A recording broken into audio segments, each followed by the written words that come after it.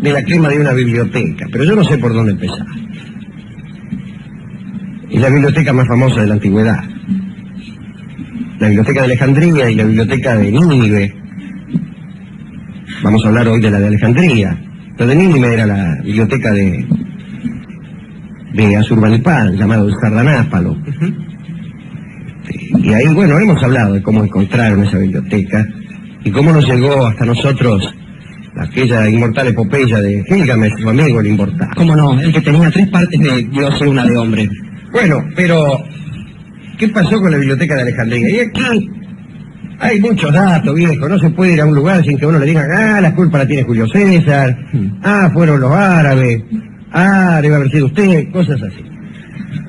Vamos a ver qué pasó. Pero es difícil empezar. Por empezar habría que decir que la idea de que una religión es falsa y otra verdadera es esencialmente cristiana, o monoteísta, o judeo-cristiana. A la antigüedad clásica nunca se le hubiera ocurrido pensar eso.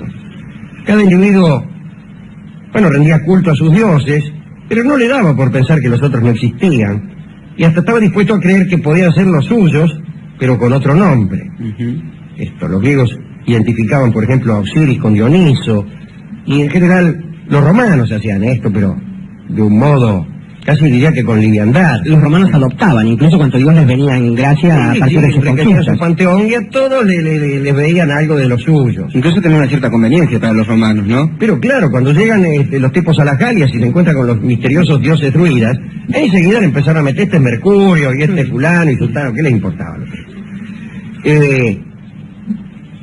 Y así, y de esto se ha hablado poco, fíjese, particularmente en los programas de pensamiento que hay por ahí, se habla poco.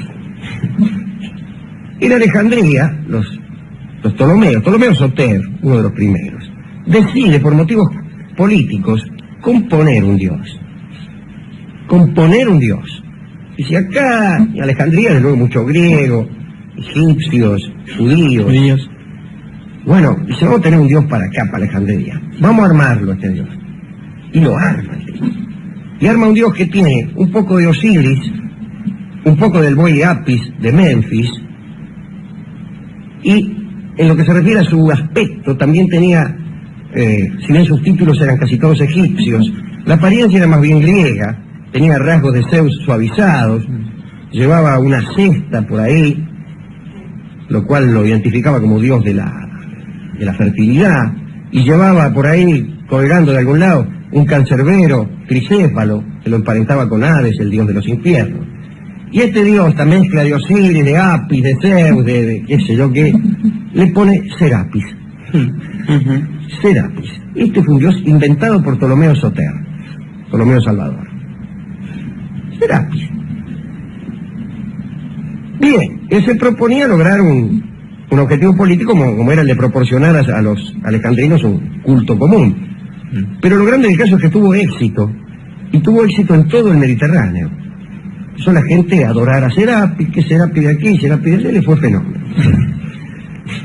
Y edificaron un templo que estaba sobre la vieja ciudadela de Racotis, que era una antigua ciudad faraónica, que después fue absorbida por Alejandría. Y ahí construye un edificio, templo, un edificio central con la estatua de Dios allá al fondo, pero contiguo a ese edificio se fueron construyendo otros. Y en esos edificios se fueron acumulando libros, y esos edificios fueron los edificios de la que se llamó Segunda Biblioteca de Alejandría, la hija y la más grande de las 2 bibliotecas que existieron en Alejandría. ¿Y por qué les cuento esto? Y yo qué sé. Ustedes me dirán, ¿y qué fue de la primera biblioteca de Alejandría? Y la primera estaba no lejos del puerto, pegada al museo, al museum. Y cuando Julio César, amigo de este programa, estaba con otra amiga también, Cleopatra, hubo una especie de conspiración, hubo un alzamiento nacional contra César, vamos a decirlo de una vez, que duró desde agosto del 48 a enero del 47. Y durante esas acciones, hubo un asedio al palacio, y ahí se dice que César incendió la flota alejandrina, y que las llamas se extendieron al museo y después a la biblioteca, y ahí se quemaron 500.000 libros y un catálogo que ocupaba 120 volúmenes. El puesto de bibliotecario en Alejandría, tanto en la primera como en la segunda biblioteca, era importantísimo, quizás el puesto cultural más importante de la ciudad. Algunos poetas, como Calímaco o Apolodoro, fueron bibliotecarios. Se decía que lo mismo que el Sardanápalo habían mandado por el mundo a copiar todo, a copiar, a traducir, a copiar, a traducir, copiar y traducir. Y de todos modos, esta idea de que César incendió la primera biblioteca está perdiendo fuerza. No se sabe si se quemaron todos los libros, calculan que no, y que muchos de los libros de la primera fueron a parar a la segunda biblioteca llamada La Hija. Dicho esto, digamos que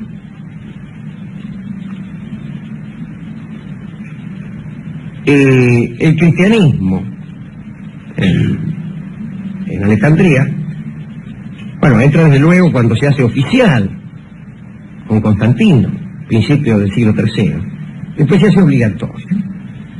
Ya en el siglo IV hay unas disputas entre Arrio y Atanasio en Alejandría que se convierte casi en el centro de la cristiandad, en el centro intelectual de la cristiandad. Y el patriarca de Alejandría siempre tuvo muchísima potencia. Egipto pertenecía teóricamente al emperador de Constantinopla, que, bueno, enviaba al prefecto y también enviaba una guarnición desde Constantinopla para cuidar ahí a Alejandría. Pero en la práctica el que gobernaba era el patriarca de Alejandría, que tenía un ejército de monjes. Ahora bien, en el siglo IV estos monjes, que antes eran solitarios, empiezan a formar comunidades. Y a partir de estas comunidades, cada tanto, hacían unos ataques, esporádicos ataques contra la civilización, más o menos como hicieron después los beduinos. Los monjes eran unos sujetos que poseían algunos conocimientos de teología y tal vez de las artes decorativas, pero en realidad sentían aversión por la cultura y eran incapaces de pensar. Sus héroes eran sujetos como San Amón, que era un tipo que abandonó a su novia en la víspera del matrimonio, o San Antonio, que opinaba, por ejemplo, que bañarse era pecaminoso, y entonces se dice que cruzaba los brazos del delta alzado por un ángel. Bueno, los patriarcas se reclutaban entre hombres así. Escuchan ustedes, cuando se hace obligatorio el cristianismo a finales del siglo IV, parece que los monjes encontraron la posibilidad de atacar el culto de Serapis, que fue casualmente el último baluarte del pensamiento pagano en la religión. Había mucha gente que todavía seguía fiel a Serapis, a este dios inventado por Ptolomeo Soter. Y, como se ha dicho, mejor dicho, como no se ha dicho todavía, en el templo de Serapis, además de libros, se había refugiado también el saber, la magia, la filosofía y también el libertinaje. Bueno, gran odio de los monjes por el templo de Serapis. Y un buen día el patriarca Teófilo dice, vamos a atacar el templo de Serapis. Amadeus, le diría usted. Amadeo. Primero cayó el templo de Abuquir, año 389, digamos como aperitivo. Y después dice, bueno, vamos a darle al de Alejandría. Año 391, y cae el templo de Serapis. Y con él la biblioteca, que le era anexa. Porque los libros estaban ahí casi como una barrera entre los atacantes y su objetivo, que era el templo. Estaban rodeando el templo, estaban los edificios con los libros. Bueno, Teófilo tenía un sobrino llamado Cirilo. Ahora vamos a hablar de esto también. Y sigue la persecución a los paganos después de la destrucción del templo de Serapis, hasta la muerte de Hipatía, que fue unos 20, 30 años después. Todos ustedes han oído hablar de Hipatía y se han exagerado, particularmente en esos librejos que andan por ahí, los méritos y la juventud de esta muchacha. Parece que era una dama de mediana edad que enseñaba matemáticas en el Museion Y era también filósofa, pero la verdad es que no conocemos sus doctrinas. Así que todo esto que sale por ahí es mentira. Los monjes ya no tenían rivales realmente, ¿no? Aparece Cirilo, que era sobrino de Teófilo, que incluso llega a canonizar a uno que asesina al prefecto de Constantinopla, en mérito a este asesinato. Y sale el ejército de Cirilo desenfrenado, ya. Dicen, eran humanos solamente en sus caras. Salieron a la calle, parece un día, con ganas de mandarse un supremo acto piadoso, antes de retirarse a sus monasterios. Y justo la enganchan a la salida del Museium, la enganchan a Hipatía. La sacan del carruaje y la llevan al Caesareum, donde la despedazan. Ahí termina Hipatía y ahí termina también la influencia griega, la Grecia amante del conocimiento en Alejandría. Pero hay entre los monjes otro aspecto que vale la pena señalar aquí, que es el carácter nacional. En un momento de la historia en que las nacionalidades no existían, pero sí existían ciertos sentimientos. Los monjes mataron a Hipatía no tanto porque era sabia, sino porque era griega. Y los monjes y los griegos se odiaban. En Alejandría todavía hoy sigue habiendo ese problema. Griegos, egipcios y judíos, pero bueno, siempre han tenido problemas. Los griegos y los monjes se odiaban. A los monjes y a sus adeptos laicos se los empezó a llamar coptos. Coptos quiere decir egipcios, no quiere decir otra cosa. Y esta lengua que hablaban ellos efectivamente provenía del Egipto antiguo, del egipcio antiguo. Tanto es así que aquellos que han tratado de descifrar los jeroglíficos, gentes como Champollion, han principiado por aprender el copto. Era un idioma que se conocía y era lo más vecino al antiguo egipcio que se conocía y que se conoce. La escritura era griega, la escritura del copto, con 6 letras añadidas que eran adaptaciones de jeroglíficos. Y empezaron a haber 2 patriarcas finalmente allí. El patriarca ortodoxo, que era el que nombraba el emperador, y el copto, que era el que nombraban los muchachos. Y ahí se armaban cada entrevero, hermano. Entreveros que culminaron con la aparición de un invento, el monofisismo, que quiere venir a terminar con las discordias y consigue lo contrario, a punto tal que cuando en el 641 llegan los árabes, Alejandría cae sin disparar un solo tiro, principalmente porque todavía no se poseía pólvora. Pero si lo hubieran poseído tampoco hubieran disparado. Cae mansita, en manos de los árabes pobres, a quienes después se les acusó injustamente de haber quemado la biblioteca. Surge ahí la idea esta de los libros prescindentes por su relación con el Corán, es decir, aquello que importaba en la historia de los hombres estaba en el Corán, de modo que los libros que lo tenían eran libros los que se podía prescindir. Pero esta era una idea. Era una idea. Ahora cuando los tipos llegan a Alejandría, la biblioteca ya estaba quemada hacía cerca de 200 años. Ese era el problema. Ya la habían quemado los muchachos. La había quemado Teófilo y el sobrino Cirilo. Mirá vos qué piola. Pero ¿qué es lo que quemaron? Y alrededor de 700.000 volúmenes. Que no eran 700.000 libros, conforme al concepto que tenemos hoy de un libro. Es una cosa, es una especie de prisma rectangular. Compacto, lleno de información, además. Ya no eran rollos, eran rollos. Los libros que había en la biblioteca de Alejandría eran rollos. Pero podría decir que casi todo lo que hoy se lamenta haber perdido de la antigüedad clásica, ustedes saben, de las obras de los clásicos griegos queda una reducida parte, 10ª parte de las tragedias de Esquilo, Sófocles, Eurípides, una 10ª parte, con suerte. Algunos tuvieron suerte, como Platón, cuyas obras se han salvado casi todas.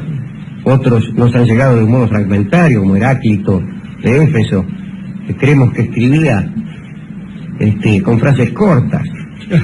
En realidad, su obra está llena de agujeros. Yo he ideado también una literatura que naciera ya ruinosa. que se escribiera ya con partes faltantes y perdidas.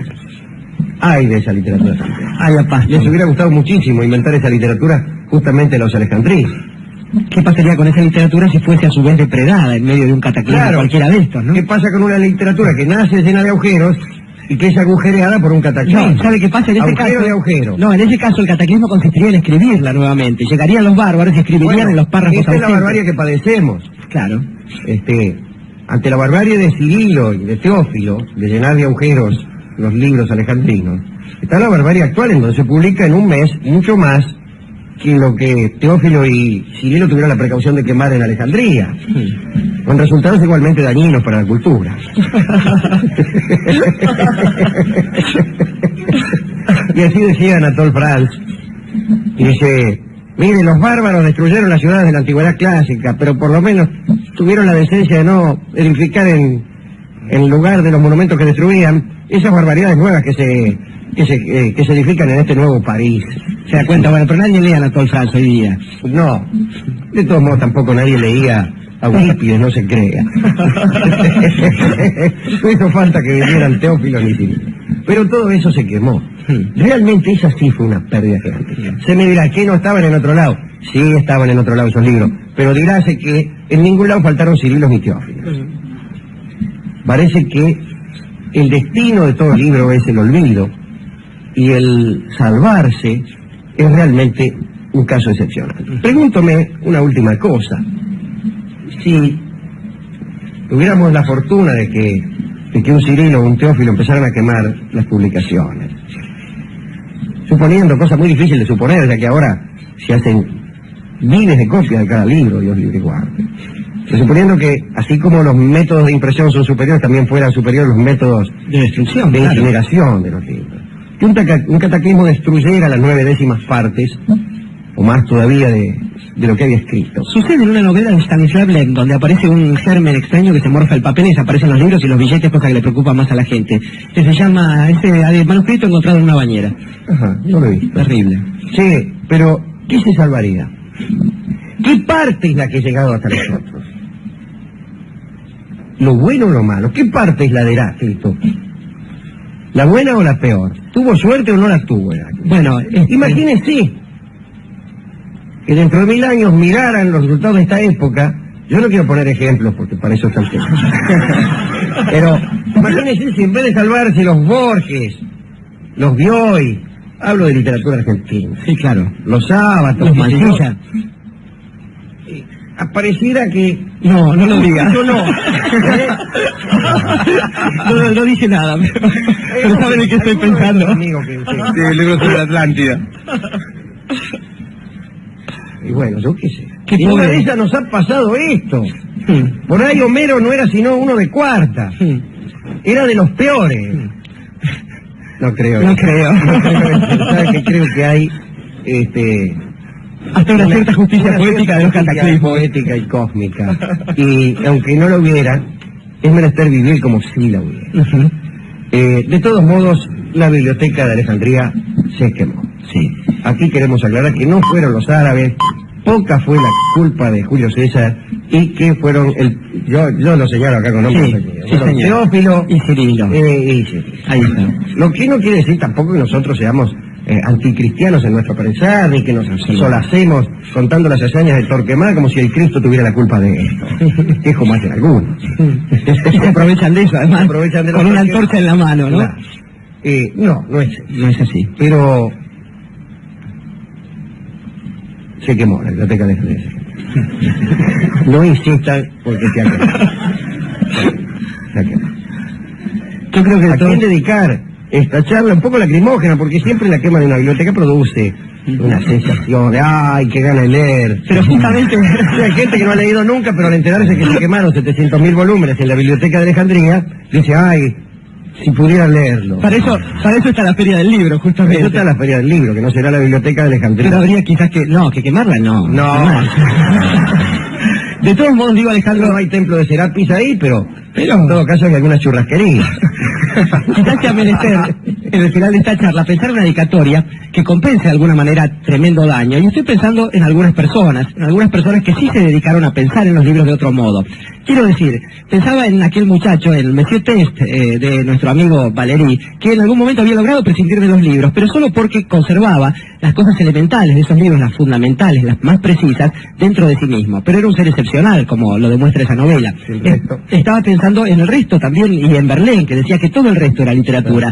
Estaba pensando también en todas aquellas personas, algún bibliotecario ciego que hemos tenido por aquí, alguien que también inventó una biblioteca allá por Babel, en cualquier otra forma de babelismo que hayamos tenido aquí en Occidente y por otros pagos, digo, en aquellas personas que con una imaginación calenturienta sufren esas cosas bajo ciertos influjos de ciertos soles. Claro, pero con respecto al sol, yo quería dedicarle esto a un tipo de la biblioteca de Alejandría. Voy a extender un poquito más. Que era Eratóstenes. Y laburaba ahí, como se laburaba en la biblioteca de Alejandría, se laburaba, en el museo se laburaba, eran funcionarios, pero no enseñaban, sino que mantenían contentos a los Ptolomeos, que eran unos reyes muy delicados, muy amanerados y amantes de la cultura y todo eso. Como uno, va. ¿Qué hace eso? Entonces ahí laburaba Estrabón. Y Estrabón un día, hablando de soles tropicales, puso una varilla en Alejandría y otra varilla en Asuán. Y al mediodía, cuando la varilla de Asuán no proyectaba ninguna sombra, la de Alejandría proyectaba una sombra de 7,5 grados. Entonces él calculó, ya tenía calculada que la distancia entre Asuán y Alejandría era de 804 kilómetros. Calculó que esos 804 kilómetros representaban 7,5 grados de un círculo completo, 360. Porque que la Tierra era redonda, lo sabía todo el mundo. Lo sabíamos desde la época de Aristóteles, en que él nos explicaba, cuando ven venir un barco, ven primero la partecita arriba del mástil, después la vela y después el casco. Entonces, coño, si la Tierra no es redonda, yo no soy griego, decía él, que tampoco era griego. Tampoco lo era. Entonces calculó 804 kilómetros, 7,5 grados. Muy bien, a ver, la Tierra dice tiene de diámetro 40.225 kilómetros. No, de diámetro no, de circunferencia. Y de diámetro 12.630. Al diámetro le erró por 80, la verdad. Le erró por 80. Y se mandó un mapa que está bastante bien. Mejor está el de otro tipo, llamado Claudio Ptolomeo, que es un mapa, pero de una gran perfección del mundo. Le falta América, claro. Todo no se puede. Pero tiene un error básico, ¿no? Que es enternecedor. Al tipo se le ocurrió, ya porque sí, que el África se prolongaba y encerraba el Océano Índico. Lo encerraba. Y se la dibujó, ¿no? Porque me piace. Me gusta. Bueno, también especialmente para Estrabón, que fue el que midió esta cosa, este tema que habla de estos soles, ¿no? Un sol tropical, nada menos que cantado por un dios del Olimpo. Podríamos hablar un rato de objetos mágicos. Tanto en los mitos como en las crónicas históricas aparecen objetos con extrañas propiedades. La verdad es que yo estoy preparando un catálogo de estos objetos y quería compartir algunos hallazgos o algunos recuerdos con ustedes. Entre los árabes, el sabio Ibn al-Furat, allá por el siglo XIII, dio cuenta de algunos aspectos de las alfombras voladoras. Parece que eran vehículos de vuelo bajo, volaban bajito las alfombras, pero eran rápidas y podían transportar hasta 3 pasajeros a cualquier destino. Las alfombras voladoras comenzaron a fabricarse en la India y solo podían conseguirse a través de los vendedores de su fabricante. En Bisnagar estaban estos tipos, pero nunca se supo el nombre del fabricante. Era inútil intentar copiar sus diseños. Cuentan que sus formas y colores variaban continuamente al mirarlas uno de cerca. Su manejo, es decir, cómo se maneja una alfombra voladora, merced al deseo. Bastaba con querer girar a la derecha y uno giraba a la derecha. Allá por el año 1000 el precio de una alfombra voladora era de 40 bolsas de oro. Es un precio que no sirve para nada. Lo primero que uno pregunta es cómo es de grande la bolsa. 40 bolsas de oro es como 40 paquetes de nada, ¿no? Dicen las crónicas que una de las alfombras más conocidas, quizá la última que pudo verse, es la que adquirió el príncipe Hassan de uno de los Emiratos del Golfo. Compró la alfombra cuando su papá prometió la mano de la hermosa Nurinjar a aquel de sus 3 hijos, que eran el propio Hassan, Ali y Ahmed, que le llevara a su corte el objeto más asombroso. Ali consiguió un tubo de marfil con el que se podía ver cualquier cosa del mundo. Ahmed llevó una manzana que podía curar las enfermedades. Hassan llevó la alfombra voladora, lejos la menos asombrosa de las cosas. Y el emir fue incapaz de decidir cuál de los 3 objetos era el más maravilloso y resolvió la cuestión de otra manera. Hizo un concurso de arquería.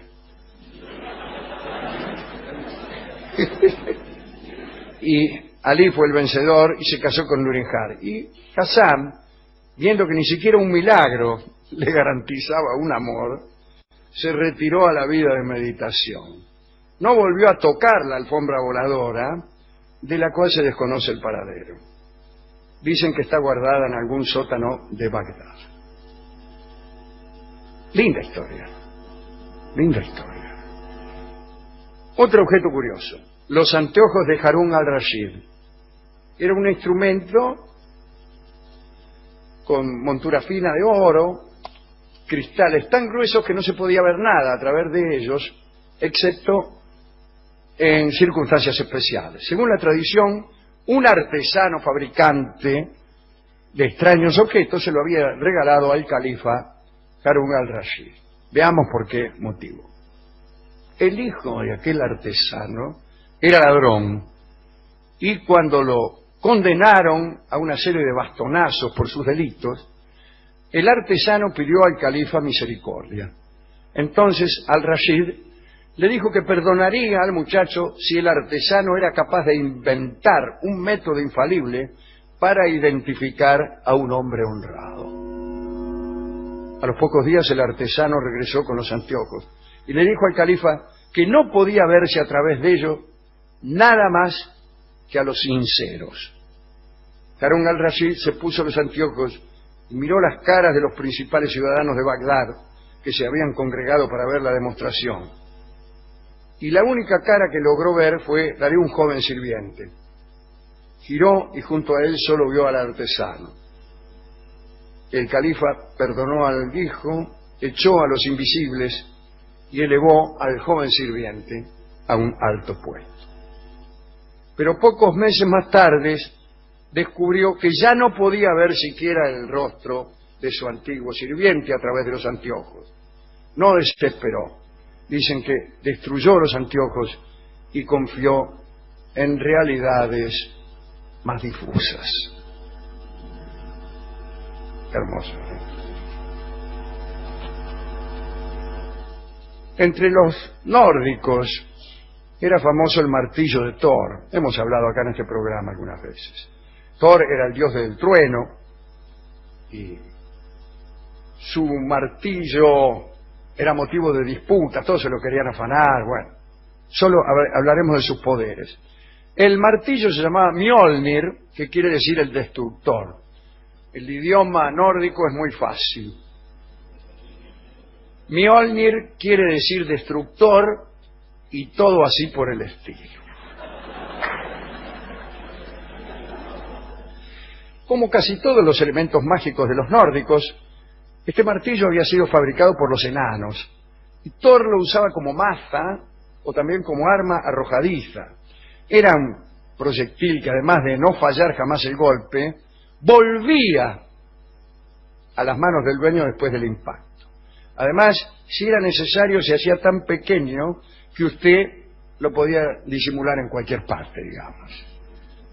Además del martillo, Thor tenía un cinturón que multiplicaba la fuerza de sus brazos y unos guantes de hierro que le permitían empuñar como era debido a aquel martillo.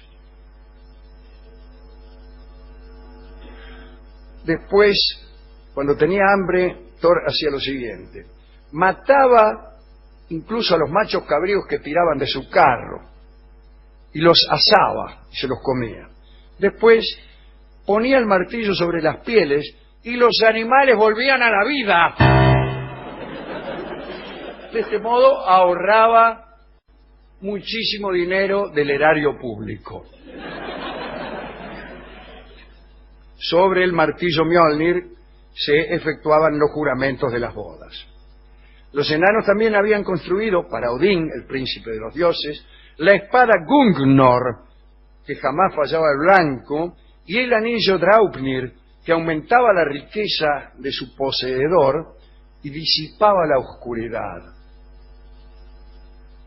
Otro objeto mágico era el barco Skidbladnir, que una vez tendidas las velas iba derecho allí donde era preciso que fuese, pero tenía la virtud de plegarse muchos dobleces, lo podía llevar en la mano o en el bolsillo. Para terminar, demos cuenta de algunos objetos mágicos que aparecen en los mitos griegos. Ahí tiene a Cariclo. Cariclo era una ninfa, la madre de Tiresias el mago, ¿no? Cariclo era una de las compañeras preferidas de la diosa Atenea, quien a veces la dejaba montar su carro. Y un día, que estaban las dos bañándose ahí, pegándose una enjuagada en la fuente Hipocrene, Tiresias, que andaba por ahí, vio a Atenea desnuda. La diosa lo cegó inmediatamente. Cariclo, la amiga, le reprochó a Atenea la crueldad que había tenido con su hijo, y Atenea le explicó que todo mortal que veía a un inmortal contra la voluntad de éste debía perder la vista. Sin embargo, para consolarla, concedió a Tiresias virtudes maravillosas. En cuanto a cosas mágicas, le dio a Tiresias un bastón de cornejo con el cual podía dirigir sus pasos con igual facilidad que si estuviera dotado de visión. Otro que consiguió algunas cosas mágicas fue Perseo. Como sabemos, Perseo tenía que matar y conseguir la cabeza de una de las gorgonas, la gorgona Medusa. Y Hermes y Atenea le proporcionaron los medios de cumplir su promesa. Bueno, Perseo siguió el consejo de los dioses, fue hasta lo de las 3 grallas, que tenían suelto, y lo compartían, un solo ojo y un solo diente. Tenían un ojo para las 3 y un diente para las 3. Se iban turnando. Che, préstame el ojo que voy a mirar. Préstame el diente que voy a comer. Perseo, con maniobras propias de un seductor, se apoderó del ojo y del diente y prometió devolverlos si le indicaban el camino de unas ninfas que tenían sandalias aladas y el casco de Hades que hacía invisible a su poseedor. Las grallas le indicaron el camino, Perseo consiguió aquellos objetos mágicos, les devolvió a las grallas su diente y su ojo, y con esas armas pudo vencer a Medusa y finalmente pudo entregársela ya a Polidectes, que era uno que estaba esperándola, que es otra historia. El cuerno de la abundancia, otro objeto mágico, la cornucopía, era uno de los cuernos de la cabra Amaltea y, bueno, estaba siempre, no se vaciaba nunca. Estaba lleno de comida, siempre que uno deseaba algo de comer o de beber, no tenía más que pedírselo al cuerno. Y de ese cuerno surgía todo lo que uno deseara. Bueno.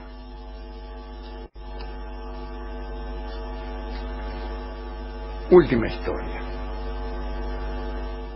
Como sabemos, cuando Zeus, el príncipe de los dioses, vio a Europa, no al continente europeo, sino una dama llamada Europa, se enamoró de ella y se convirtió en un toro blanco con cuernos semejantes a los de un creciente lunar, y de esa forma fue a tumbarse a los pies de la doncella.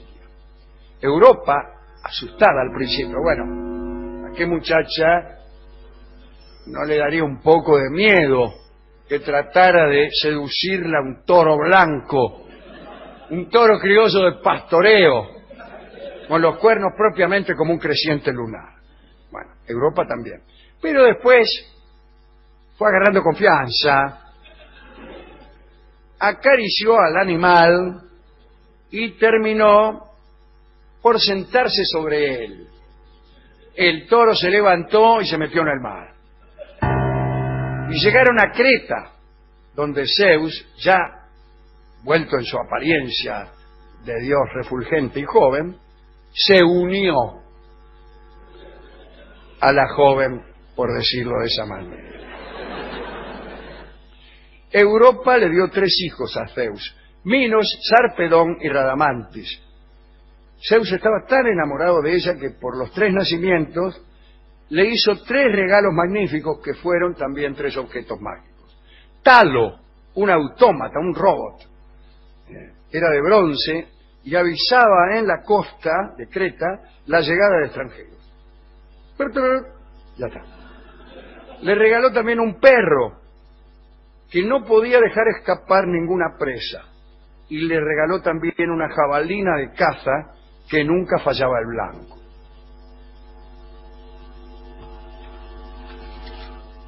Quedan fuera de este catálogo las botellas de los genios, las botas de 7 leguas, los espejos mágicos que nos dicen quién es la más bella, etc. Un poeta tuvo alguna vez la visión de un desván a donde iban a parar los objetos mágicos inservibles. Allí se amontonaban varitas mágicas sin carga milagrosa, alfombras que no volaban, botas de 7 leguas pero que daban pasos de 1 metro, espejos silenciosos y espadas cuyos portadores permanecían tan cobardes como siempre. Estos objetos inservibles eran chatarra, y la chatarra siempre nos dice algo acerca de la condición humana y nos muestra los objetos ya desprovistos de utilidad, de valor, de sentido. ¿A qué basural, me pregunto yo, irán a parar nuestros sueños, nuestras ilusiones, nuestras pretensiones? Es que nosotros también, más tarde o más temprano, perderemos nuestra magia y seremos chatarra. Eso seremos. Usted sabe que hay muchos dioses que no han vivido en el Olimpo, por una razón u otra, ¿no? Algunos porque están en el infierno, otros porque son dioses de los campos, otros, en fin.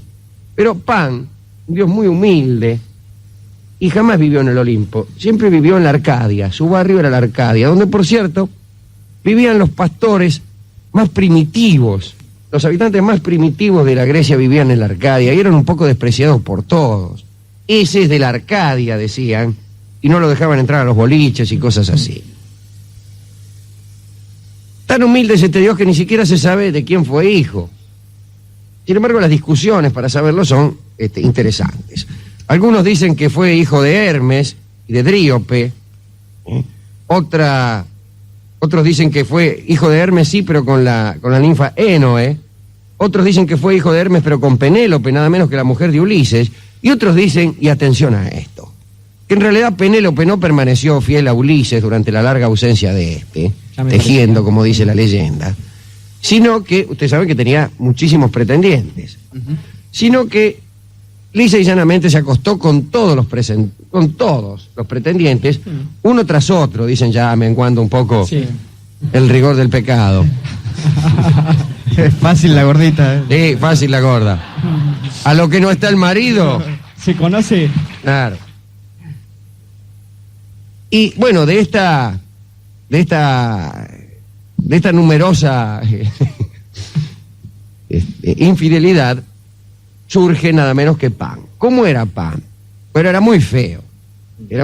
Tenía la cara llena de arrugas, tenía barba, tenía 2 cuernos que ríase de Ulises. Y básicamente la parte inferior del cuerpo era la de un macho cabrío, si me permite usted la expresión. Sí. Velluda, negra, cabruna. Y metía miedo.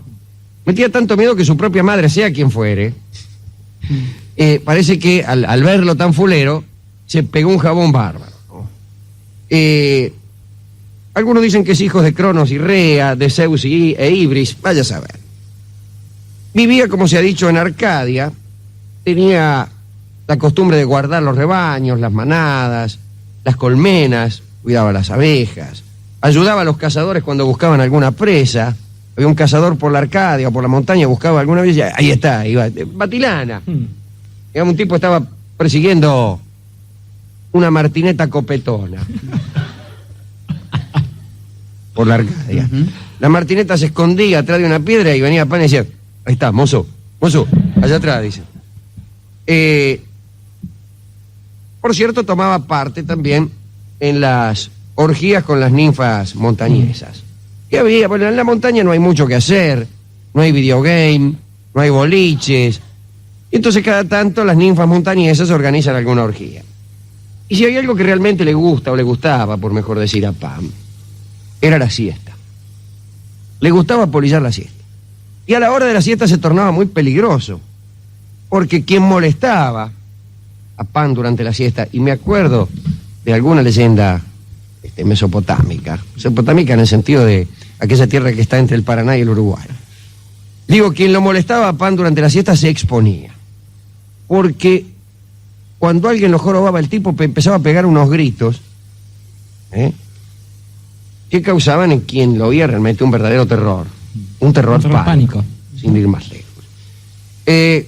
Cuando se ponía flamenco, nuestro amigo Pam parece que empezaba a acosar sexualmente tanto a las señoritas, a las ninfas, a las diosas, como también a los señores. Lo cual producía también un cierto pánico. Los cazadores, cuando no cazaban en la Arcadia, cuando la caza era mala, digo la caza con Z, solían dedicarse a insultar a Pan. Y Pan se las bancaba perfectamente.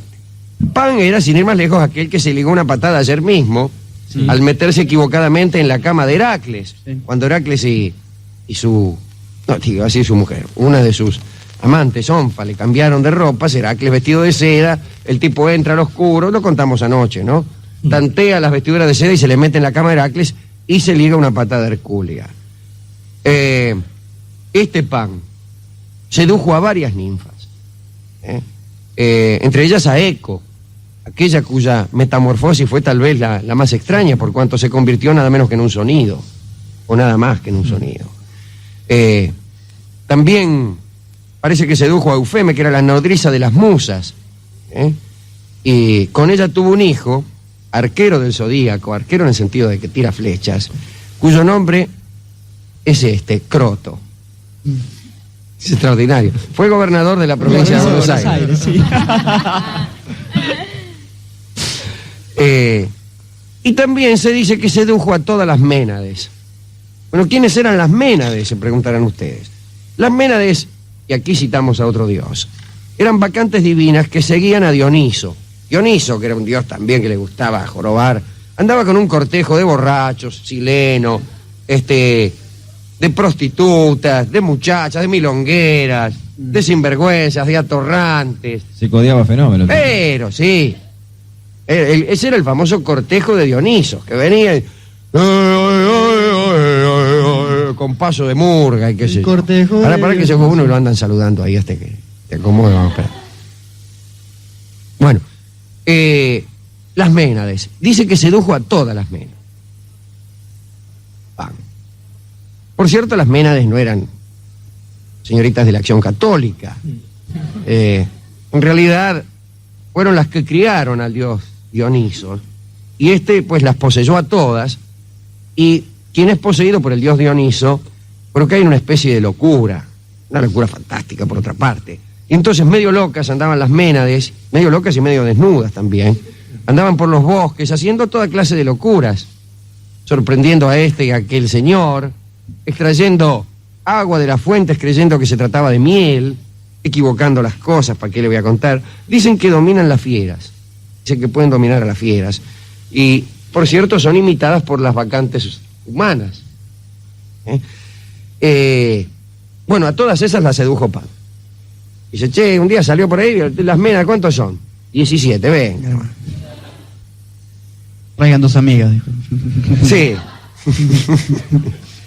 Le gustaba, por cierto, seducir a mozas muy castas, o a ninfas muy castas. Por ejemplo, un día parece que trató de violar a la castísima Pitis. Pitis. Casualmente aquí presente. Mirta Tinaro. Y parece que esta chica se le escapó convirtiéndose en abeto, no en Alberto. No. Sino, en abeto, que es un árbol. Porque allá en Grecia, cuando una señorita estaba a punto de ser violada, se convertía en árbol. La violaban igual. Sí. Pero bueno, parecía que no había sido a ella, ¿no? Claro. Dice, ayer, estuve con un leñador. El tipo. Leñador ya no. El violador decía, ayer, dice, mirá, no te das una idea el plátano que me trancé. Eso no es nada, dice el otro. Yo estuve con una sina que me llenó de rajuniones. Bueno, cuando se convirtió en abeto, Pan le afanó una rama y se la llevó como guirnalda. Otra vez fue la casta siringe. Me gusta mucho esta historia. La casta siringe también era más casta que la porquería de mina, esas que... Sí. Ay, que no me, mirame, no me toques. Y bueno, la vio, Pan, dice, aquí está lo mío. Y la persiguió desde el monte Liceo hasta el río Ladón. No es la primera señorita que es perseguida desde el Liceo. Cuando llegó al río Ladón, la señorita Siringe resolvió transformarse en caña para eludir este acoso de Pan. Había, por otra parte, muchas cañas.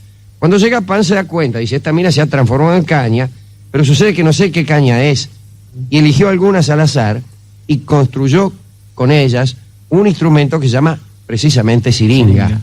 Ustedes conocen la siringa, es la del afilador. Esa que se toca... maestro, toque un poco la siringa. Vamos a tocar la siringa.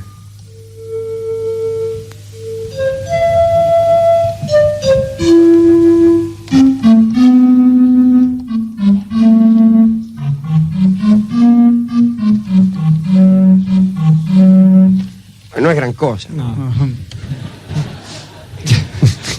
He conocido miras mejor. Sí, he conocido miras mejor.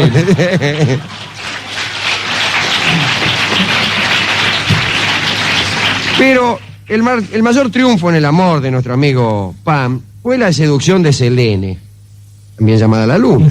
Para seducirla, bueno, el tipo disfrazó su piel cabruna, velluda, es decir, la parte de macho cabrío y negra, la disfrazó con unos vellones blancos, bien lavados, lo cual únicamente cambian de color. Pero bueno, no importa, así eran las minas en aquel entonces, no como ahora. Sin darse cuenta de quién era el tipo, Selene consintió en cabalgar a su espalda. Y después tranquilamente le dejó hacer lo que el otro quería. Parece que para comprar su voluntad, por así decirlo, Pan le regaló una yunta de bueyes blancos. Y esto me hace acordar a cierto culto de la fertilidad arcadio, que también se parece a ciertas ceremonias brujeriles y orgiásticas del noroeste de Europa, donde había un tipo que efectivamente se disfrazaba con una piel de cabra. Entonces las brujas que allí se reunían lo elegían como amante. El precio por esta noche de lujuria, desde luego, era la muerte, ¿no? Y también en el culto de Selene había una orgía, la víspera del 1 de mayo. Miren qué día pasó una orgía, ¿no? Bueno, que al otro día no hay taxi, no hay colectivo. Otro día feriado. Pero parece que a la luz de la luna, la reina de mayo montaba en la espalda del hombre, vestido con piel de cabra, antes de celebrar lo que podríamos llamar un casamiento selvático, por decirlo con un elegante eufemismo. No hay que olvidar tampoco, Alejandro, que justamente ya en otra tradición, en los aquelarres, cuando aparece el demonio, aparece bajo la forma de un macho cabrío. Claro, desde luego. Las uñas cortadas, Sí, ¿no? sí, Entre sí. nosotros, los de esta parte del mundo. los dioses lo despertaban, lo despreciaban, no lo despertaban. Estaba pensando en la siesta de Pan. Lo despreciaban, pero usaban su saber. Por ejemplo, Apolo aprendió a pronosticar, a predecir sería mejor, de Pan. Y también, decirle que griten en voz baja, che, ahí en el salón. Y el arte de la profecía es de Pan, y también la flauta de Apolo se la afanó precisamente a Pan. Es el único dios que ha muerto. El único dios del Olimpo que ha muerto, o de cuya muerte se tiene noticia cierta, los otros estarán ocultos tal vez, es Pan. Un día, un señor Tamo, era un marinero, e iba cerca de la isla de Paxi, y escuchó una voz. La voz le dijo, Tamus, Pan Megas Tetnese. Y Tamo, que así se llamaba el marinero, entendió mal, pensó que le decían, Tamo, el gran Pan ha muerto.